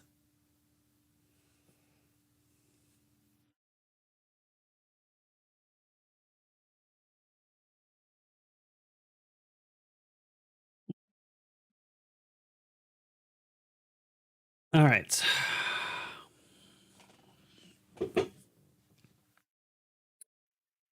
All right, let's do this. All right, bears, plural, bears, ranging from fierce black bears. Actually, not just black. Black and brown bears to the massive polar bears. That's too many uses of the word bears in one sentence. The massive polar variety are iconic creatures of the wilderness, because they are. I should make a Pooh Bear that's known for being clumsy and tripping everywhere. Iconic creatures of the wilderness.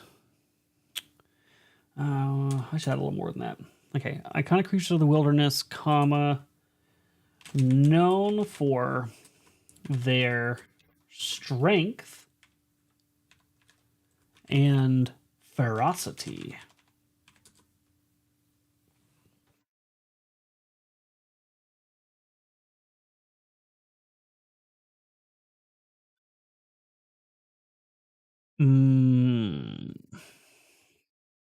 These animals are found throughout the Godlands in every region except the arid deserts, where their natural habitats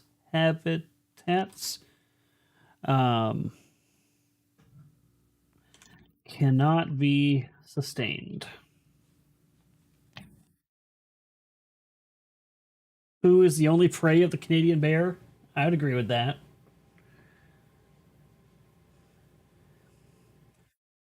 I kind of wonder if that guy in the Pooh costume does know what a meme he's become. What's up, Scott? All right, cannot be sustained.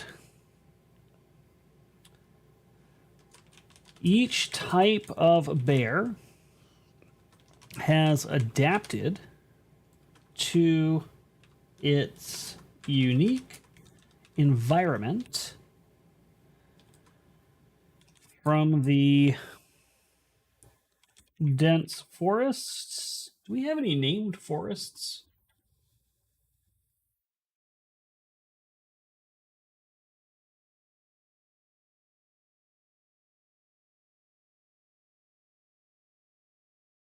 How about the Goldvale Wood?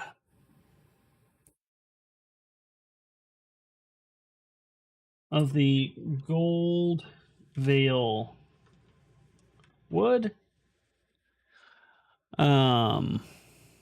to the frozen tundras of what do we call our cold area? Frost. I don't even know if we gave that a name yet. I forget. Still getting used to the names. They're fresh.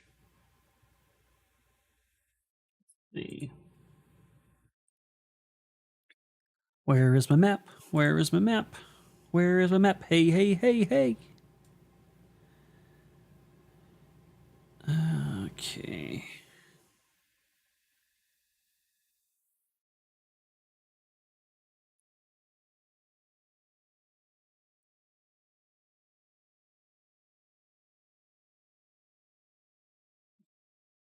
Haven't really named it, have we?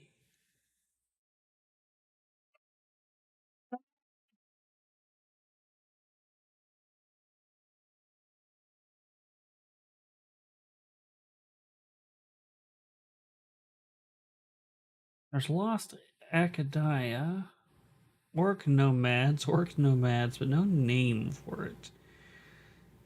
All right, we'll just we'll say frozen tundras of placeholder for now.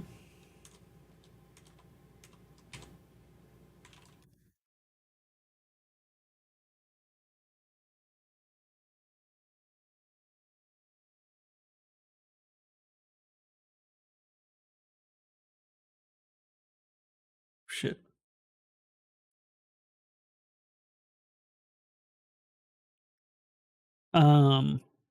These creatures are known to fiercely defend their territories and young.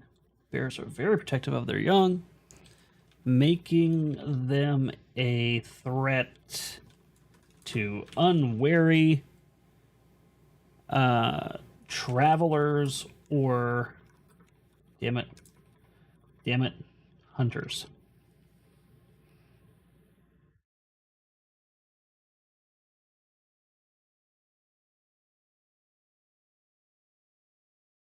Ah, fuck noodle. I really butchered that sentence. Let me fix that.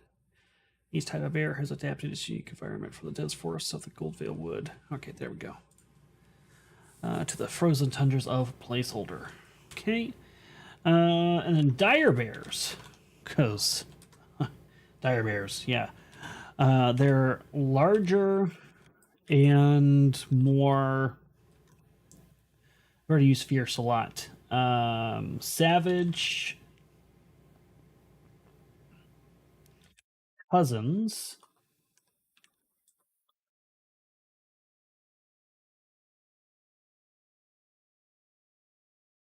are a rare and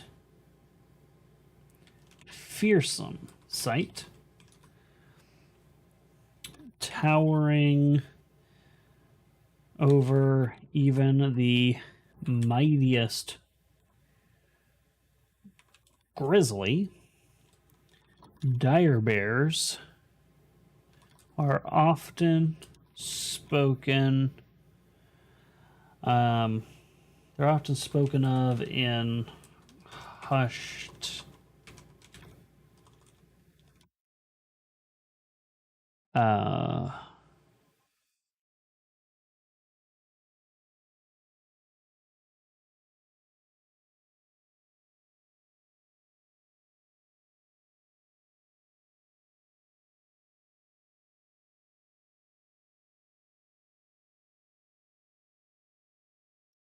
no, I don't like that. The mightiest grizzly. Dire bears embody raw primal power. I think that's better.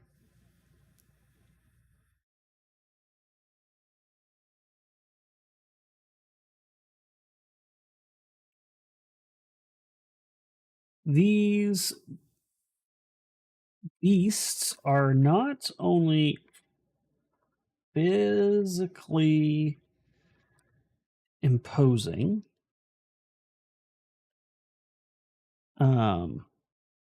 but also possess uncanny cunning, making them formidable. Wow, there's so many typos in this last string of sentences. Formidable predators. Found in the wilder and less traveled regions of the Godlands. Damn. I need a typing class. Physically imposing.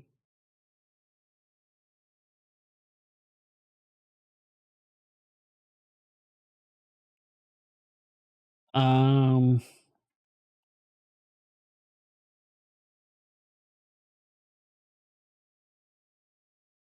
kind of still want to touch on the Hush Tones thing. Found in the wilder, lesser traveled regions of Godlands, dire bears are often spoken of in hushed tones. Their ferocity,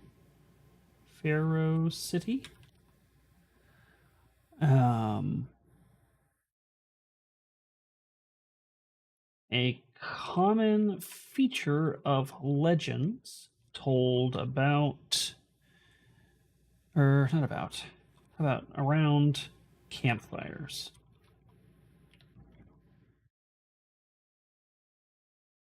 Adventurers.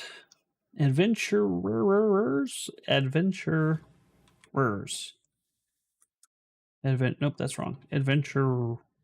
I'll figure that out in a minute. Adventurers. Whatever.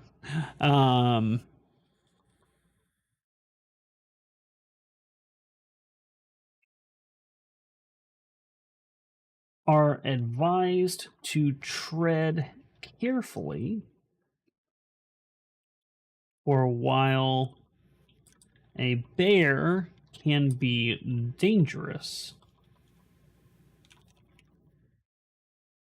a dire bear is an apex predator that few survive encountering. I think that's good. Oh, that doesn't look good though. I think that's good at all-encompassing. It talks about the different varieties of regular bears. It also covers dire bears, so I don't have to do like 12 entries about bears. And then I can just drop the 2 stat blocks underneath bears and dire bears, and then maybe a few optional traits to add based on regions. And I think that would be good.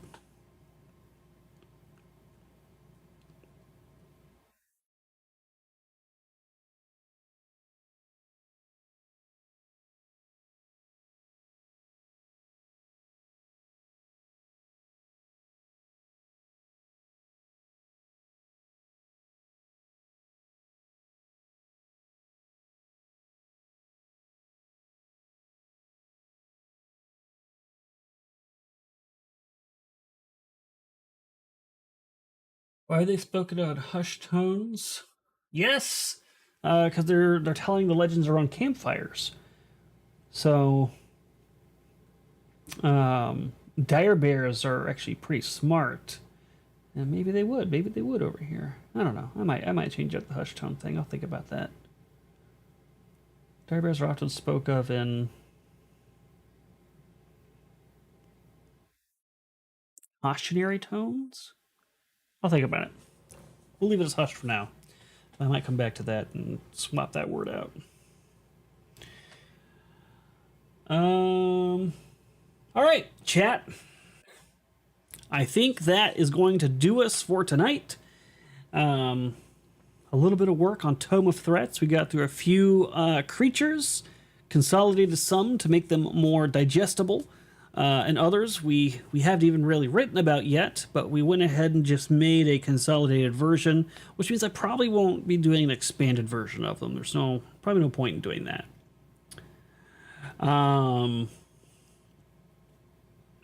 There you have it. The first Saving Tabletop Writing Lore of Legend Seeker stream with yours truly. I'll probably be doing these probably bi-weekly-ish in between whiskey and wines. So tell me what you think in the comments. What did you enjoy about this format? What didn't you enjoy? Do you wish I put hot sauce in my coffee too? Are you glad I just drink it like a sane person? I want to hear all of that. I want to hear all of that in the comments of this video.